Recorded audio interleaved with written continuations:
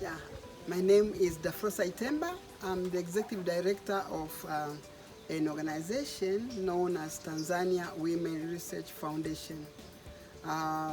We were established in the year 2010 under the NGO Act of Tanzania, which allow non-government organizations to start work in the community. The passion which made us to start this organization was the poverty which was really affecting the community in terms of socioeconomic poverty, in terms of education poverty, in terms of shelter poverty, but also in terms of healthcare poverty. So we set out to address the abject poverty which was affecting our communities. So for us as TAWREF, we try to identify partners who share a common mission, partners who share the same vision. And in this way, it is easy to establish relationships and have long-term partnerships as long as the passion we have is similar. And we really appreciate our partnership with the Vine Trust of Scotland because it is the longest partnership we have had so far, and we know it is there to stay. Why do we maintain this partnership? It's because the Vine Trust are always motivated to work with the communities in Scotland and in the UK in general to raise funds to come and help the communities, because they are also seeing the impact of the work which is happening in the community. Therefore, we believe in partnerships, and we can never achieve anything, and we cannot celebrate alone. We know that the whole world is now aiming at global goals, sustainable global goals, development goals, come 2030. And one of the goals is goal number 1110. We are happy that our partnership with the Vine Trust is leading us to achieving that goal. And so it started simply and humbly when the two pastors, Reverend Oforo and Reverend Macpherson, met. Reverend Oforo is from Tanzania, Justin Oforo, and Reverend Macpherson is from Scotland. They met and became friends, and then agreed to share their visions of working for the marginalized communities. So therefore, in the year 2012, we managed to build 5 houses in that particular year, and I can remember those children, who were not even thinking that they would ever have a good home, and they got a home. But then from that year, through the development of a partnership and the impact which was being realized, the number of houses per year went up from 5 to 9, then 12, and then from 2015 onwards, we have been building like 15 to 20 houses per year.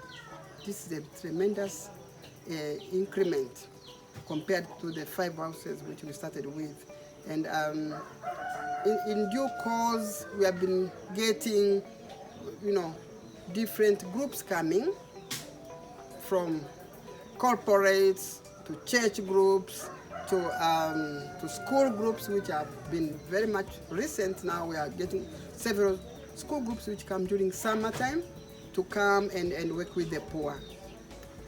We are moving on. We are expecting the next group in spring, and our task and our challenge is to be able to improve our work with our partners.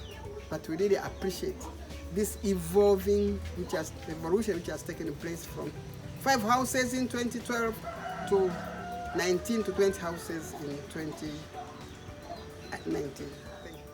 I cannot find the right words to use regarding the value the volunteers add to our work, because I always tell them that you do not come here to build physical houses.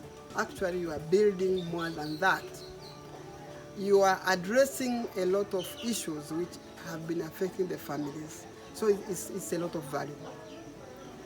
The psychosocial relief which is brought upon the families which were stressed, throughout the years with poor housing or no housing, the hope, the new hope that is brought into the families, the happiness, the self-esteem.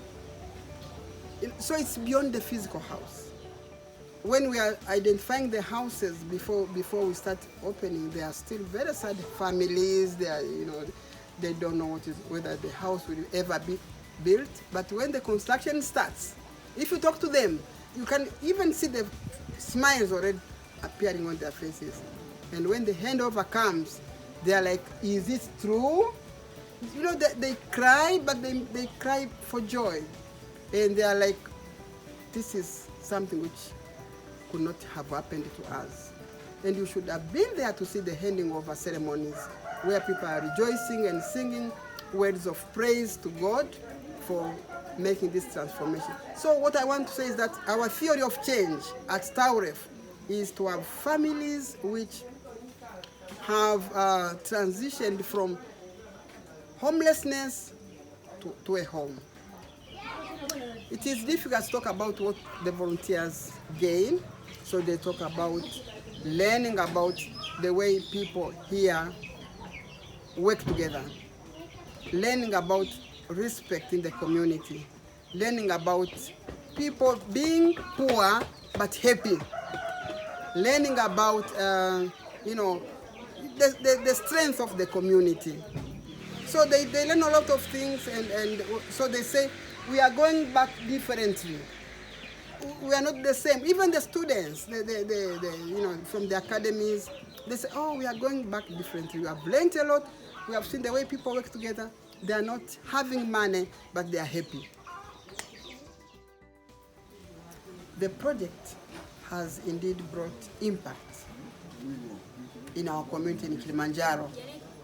And I would like to visualize this with this family of Stella and Christina and Michael.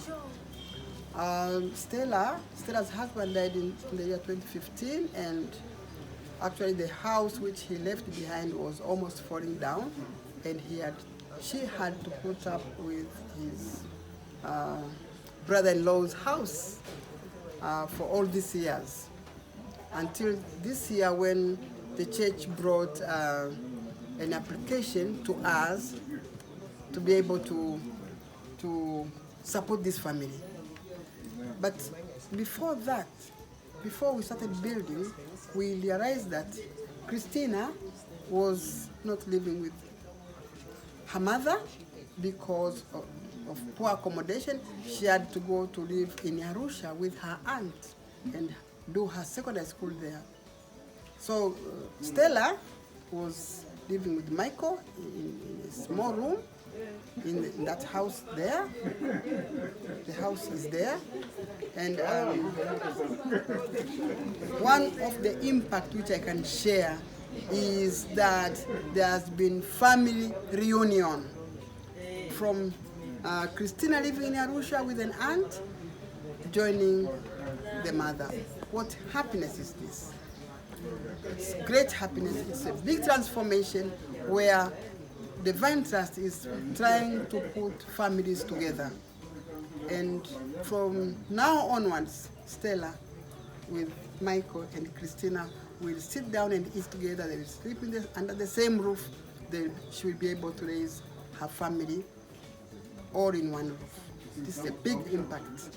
But I just wanted you people to see that today has been a very great day for this family, because the reunion is taking place and Stella will be happy to take care of her children together. So I cannot find the right words to tell the volunteers, because they don't only provide the physical support, but it is psychosocial support which they bring on the families. And we have looked at some of the performance of the children. It has gone up at school.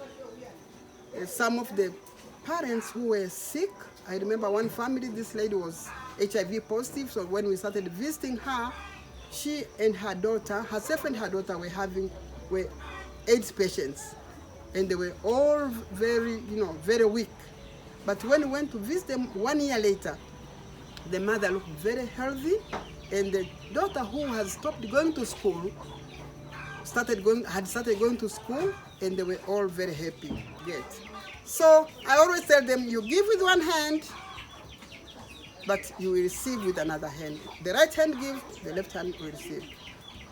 The more you keep giving, the more you keep receiving. So we thank the volunteers for taking their time to come, for forsaking their holidays, for forsaking their resources, for supporting the children to come and help their fellow children. It's a big difference, it's a big transformation, and thank you very much.